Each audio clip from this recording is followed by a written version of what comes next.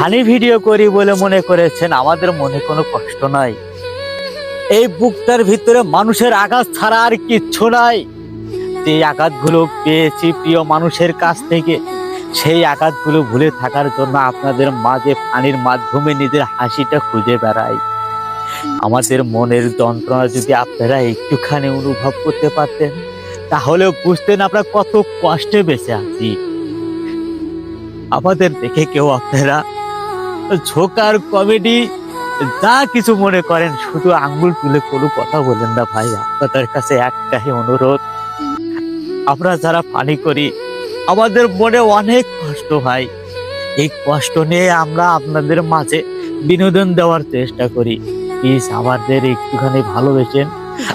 একটুখানি ভালোবেসে সাপোর্ট করে কাছে টেনে নিন, তাহলে আমরা হয়তো একটুখানি আপনাদের ভালোবাসা পেয়ে আর কিছুদিন দুনিয়াতে থাকতে পারবো বেঁচে।